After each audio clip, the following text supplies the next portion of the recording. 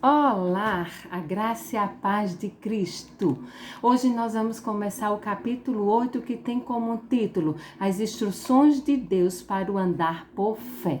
Vamos orar. Pai, obrigada pelo teu amor, obrigada pela tua palavra que nos orienta a esse andar por fé, porque a justiça de Deus se revela no evangelho de fé em fé, como está escrito: o justo viverá por fé. Amém, amém. Glória a Deus. Então hoje nós vamos começar o capítulo 8, que tem como título As instruções de Deus para o andar por fé. E o capítulo ele inicia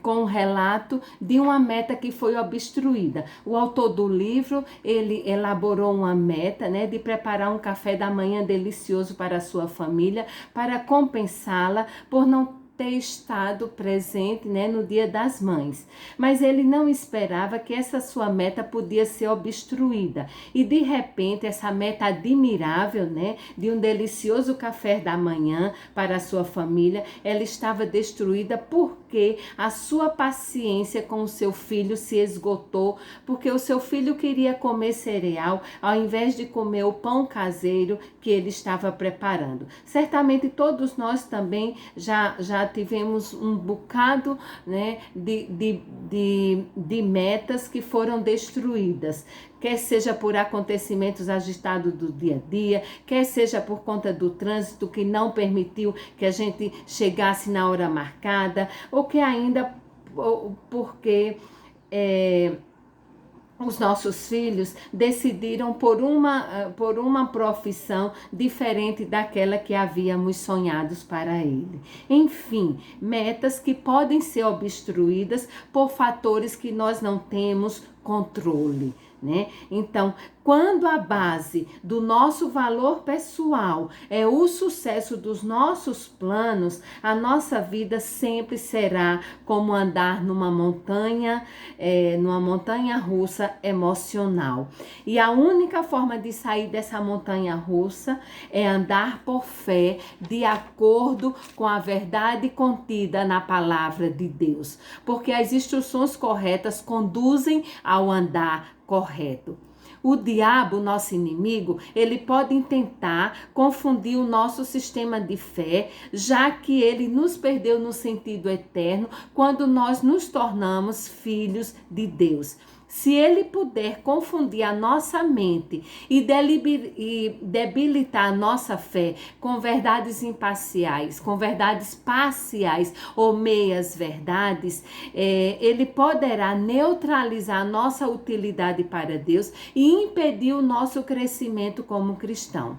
Deus quer, como nós já vimos no capítulo anterior, Ele quer que Deus quer que todos nós desfrutemos de sucesso, de realização, de satisfação, de paz, de segurança, de felicidade. Deus quer que desfrutemos dessas coisas. Mas o que cremos quanto ao sucesso, quanto à importância, quanto à realização, quanto à satisfação, quanto à felicidade, quanto à diversão, quanto à segurança e quanto à nossa paz. O que nós cremos quanto a essas áreas, elas devem estar o que a gente crê deve estar fundamentado na palavra de Deus, pois é imperativo para a nossa maturidade espiritual. Então, neste capítulo 8, nós vamos rever cada uma destas áreas da nossa fé, tendo como base a palavra de Deus. Então, nós vamos comparar estas 8 declarações com as declarações que nós completamos lá no capítulo anterior. Lá da avaliação pessoal. E elas vão nos ajudar a fazer os reajustes que nos guiarão de volta ao caminho certo. Então, a primeira área que nós vamos é a área do sucesso. E a chave para a área do sucesso é as metas. E então o autor do livro vai nos contar a sua experiência em atender a uma jovem que, apesar de ser cristão, ela estava com a vida totalmente desordenada, porque ela escutava vozes demoníacas e era afligida por vários problemas. Esta jovem, ela havia considerado apenas a primeira parte do versículo, do segundo versículo da terceira carta de João, né? Então, ela havia considerado essa primeira parte como uma promessa pessoal de Deus para ela. Mas ela não considerou o restante do versículo. Ela só considerou apenas a primeira parte como uma promessa pessoal de Deus para ela, né? A primeira parte do versículo 2 da terceira carta de João. E aí ela não considerou o restante do versículo. E ela estava aferrada desesperadamente a uma promessa mal interpretada. Esta jovem, ela conhecia Deus, mas ela não glorificava Deus como Deus e nem lhe dava graças. Pelo contrário, anulou em seus próprios raciocínios e o coração dessa moça tornou-se insensato e se obscureceu. Igual ao texto lá de Romanos 1, 21. Essa moça, ela conhecia Deus, mas ela não o glorificou como Deus. E conhecer Deus e não o glorificar como Deus é a causa ou a raiz dos nossos muitos problemas, distorcendo a imagem de Deus, negando-o ou refazendo na forma que nos convém.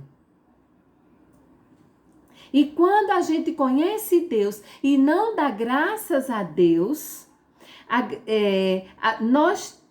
a gratidão, ela deve ser a marca, deve ser a nossa marca, deve ser a marca do cristão. A alegria é a marca fundamental no reino de Deus. E por conhecer a Deus e não glorificar a Deus, o coração se obscureceu. O coração insensato se obscureceu. E aí a gente vê uma cegueira total. Quando o coração está obscurecido, está caindo numa cegueira total. Foi o caso daquela moça, né, que foi buscar conselho com o autor do livro. Ela não desfrutava de sucesso porque ela tinha crenças erradas quanto às metas de sua vida. O sucesso, ele está diretamente relacionado às metas. Se nós marcamos lá na avaliação de valor pessoal do capítulo anterior, se nós marcamos um número menor na categoria do sucesso, provavelmente nós temos dificuldades em alcançar as metas de nossa vida.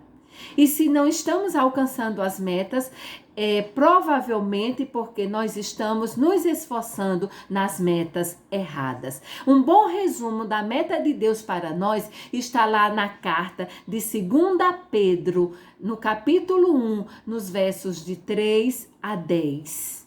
Visto como o poder de Deus nos deu tudo o que diz respeito à vida e à piedade, pelo pleno conhecimento daquele que nos chamou por sua glória e virtude, pelas quais nos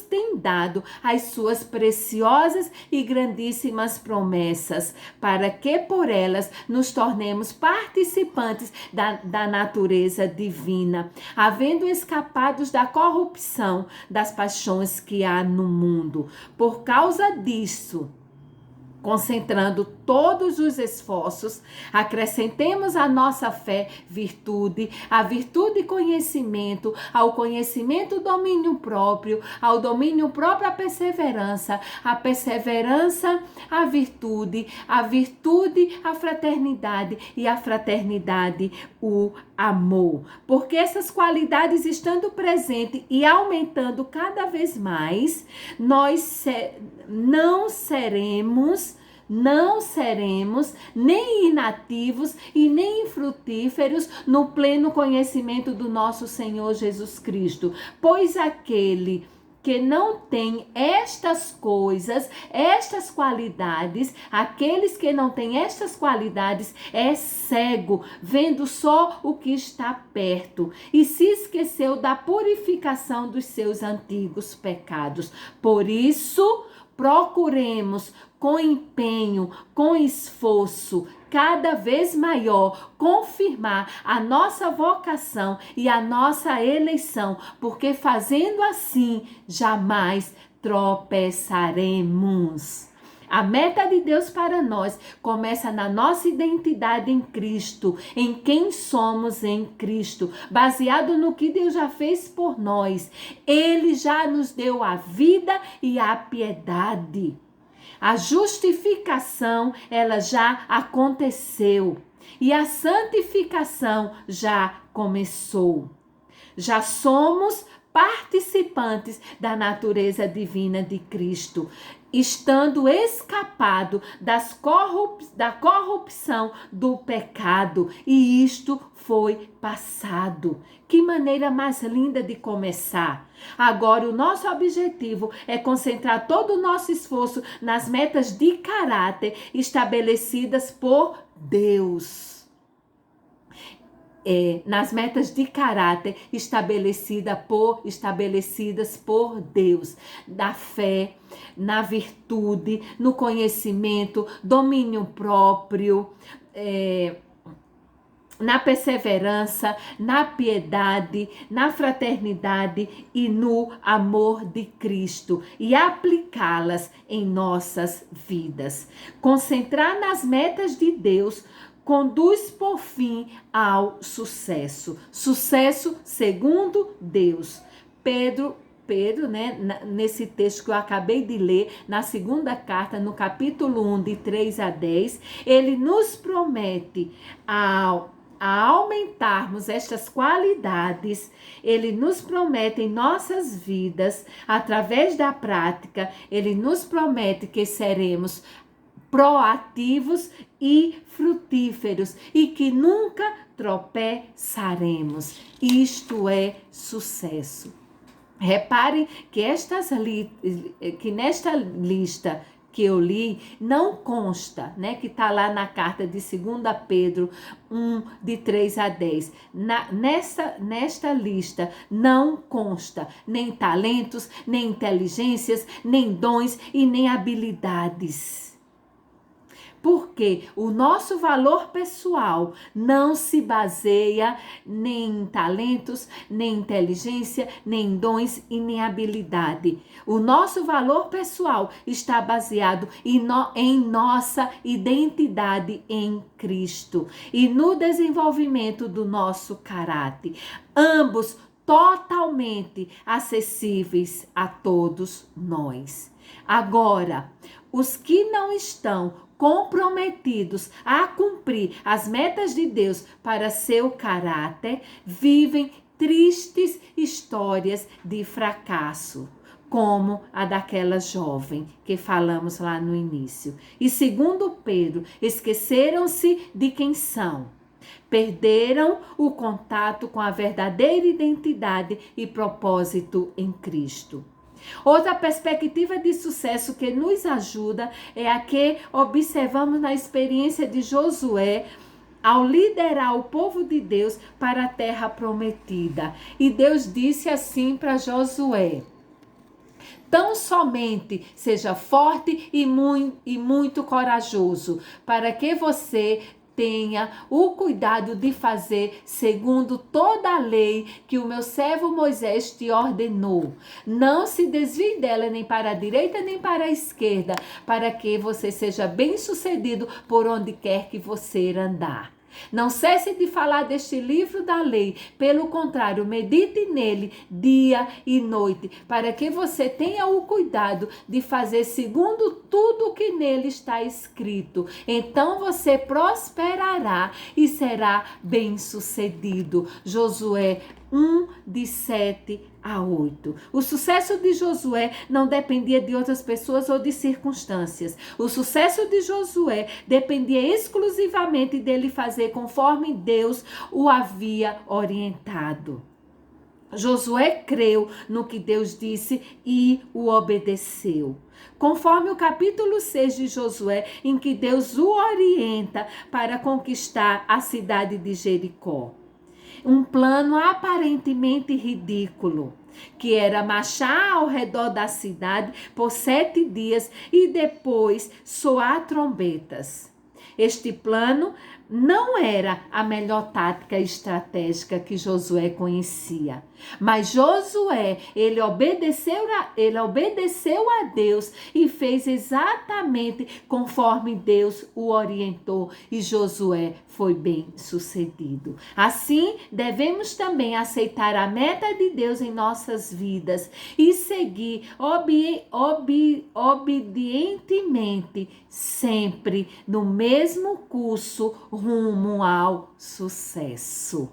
Muito bem, agora vamos ver a segunda área, que é a importância. E o conceito-chave é o tempo. A importância, ela está ligada ao tempo. Aquilo que se esquece com o tempo tem pouca importância. Aquilo que se recorda para a eternidade é de grande importância. E Paulo escreveu aos Coríntios dizendo o seguinte: se a obra que alguém edificou sobre o fundamento permanecer, esse receberá recompensa. 1 Coríntios 3,14. E Paulo ainda instruiu a Timóteo dizendo o seguinte: Timóteo, rejeite as fábulas profanas e de velhas caducas. Exercita-se pessoalmente na piedade, pois o exercício físico tem algum valor, mas a piedade tem valor para tudo, porque tem a promessa da vida presente e da que há de vir. 1 Timóteo 4, de 7 a 8. Se nós queremos aumentar nossa importância, concentremos o nosso empenho, o nosso esforço em atividades importantes, aquelas que permanecerão por toda a eternidade. E aí o autor do livro, ele vai trazer um exemplo de um pastor chamado Beto, que estava com câncer e ele tinha pouco tempo de vida. E conversando com o autor, Beto diz que quer realizar algo importante para Deus, pois ele somente tinha levado umas 100 pessoas a Cristo. Então o autor do livro diz para ele que ter levado 100 pessoas, para Cristo e que hoje existir 100 pessoas temente a Deus e que essas pessoas estão influenciando a outras, isso é uma grande obra para Deus. Em outra ocasião, o autor do livro se encontra com o Dr. Billy Graham e ao cumprimentá-lo, o autor do livro se refere a ele mesmo como um pastor insignificante. E o Dr. Billy Graham vai dizer para ele que não há pastor insignificante e nem tampouco filho de Deus insignificante. A nossa missão é colecionar tesouros para a eternidade. Pessoas para Deus pessoas para Deus são como tesouros. À medida que investimos nas pessoas e na herança eterna delas, colecionamos tesouros no céu. A terceira área, realização. O conceito-chave para a realização é o papel de maior importância. Para nós, a verdadeira realização na vida pode ser resumida pelo ditado popular que diz: cresça onde é plantado. Pedro nos orienta como bons administradores da graça de Deus, dizendo o seguinte: sirvam uns aos outros, cada um conforme o dom que recebeu, como encarregados de administrar bem a multiforme graça de Deus. 1 Pedro 4,10. A maior realização da nossa vida será ao descobrir quais são nossos dons e talentos e habilidades pessoais e usá-los para servir e edificar a outros e glorificar a Deus. E aí o autor nos conta uma experiência sua, antes dele se tornar pastor, quando ele ainda trabalhava na indústria aeroespacial. Ele vai contar a experiência de quando estava nessa indústria, ele iniciou um trabalho de estudo bíblico pelas manhãs antes do expediente. E esse trabalho frutificou em vidas que foram levadas aos pés de Cristo, só porque ele decidiu cumprir o que está na palavra de Deus. Faça o trabalho de um evangelista, cumpra plenamente o seu ministério. Essa foi a orientação que Paulo deu a Timóteo, está lá em 2 Timóteo 4:5.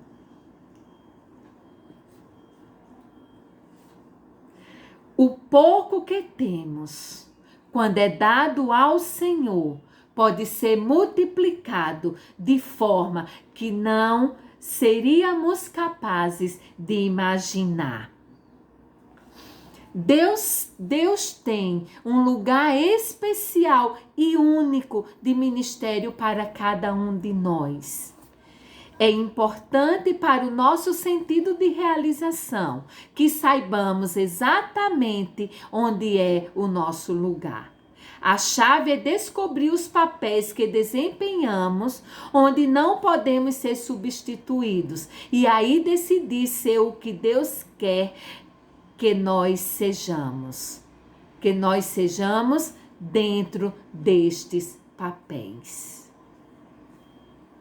Dentre as pessoas que existem neste mundo, eu e você, nós somos a única que ocupa o papel singular de esposa, de esposo, de mãe, de pai, de filho ou de filha dentro do nosso lar. Deus nos plantou aí, especialmente para servi-lo, ao servir a nossa família. Além da nossa família, o nosso campo missionário é a nossa vizinhança, o nosso trabalho, a escola, a faculdade, a academia. Nós somos os embaixadores de Deus. Nós somos os cooperadores de Deus. Nós somos os trabalhadores que Deus escolheu para a colheita nesses campos missionários. A nossa maior realização virá de aceitar e de ocupar da melhor maneira possível o único lugar que Deus designou para nós. Infelizmente, muitos perdem o seu chamado buscando a realização neste mundo. Nossa realização está no reino de Deus, decidindo ser embaixador de Cristo no mundo, conforme 2 Coríntios 5:20.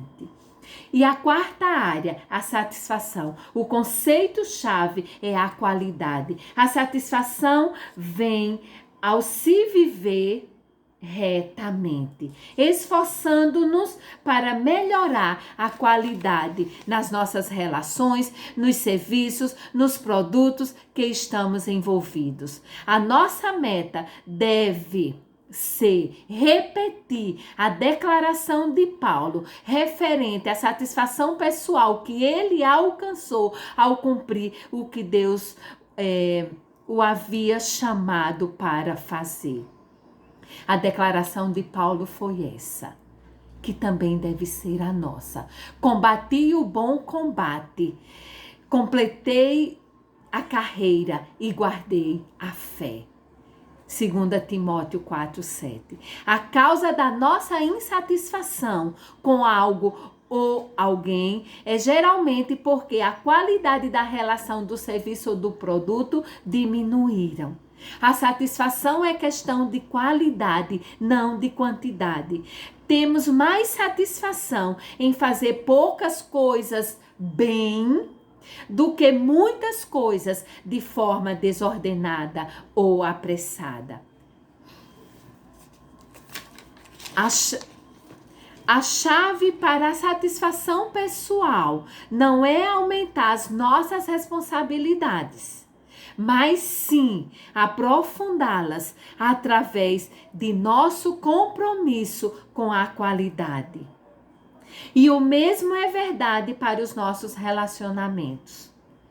Não encontramos satisfação nos relacionamentos, talvez seja porque não construímos relacionamentos saudáveis e comprometidos. E aí Salomão escreveu o seguinte: o homem que tem muitos amigos sai perdendo, mas há amigos mais chegados do que irmãos. Provérbios 18:24. É bom conhecer muitas pessoas, mas é bem melhor ter poucos amigos que estejam comprometidos num relacionamento de qualidade uns com os outros, como um grupo de apoio, ou um mentor, ou um discipulador. E o próprio Jesus fazia assim.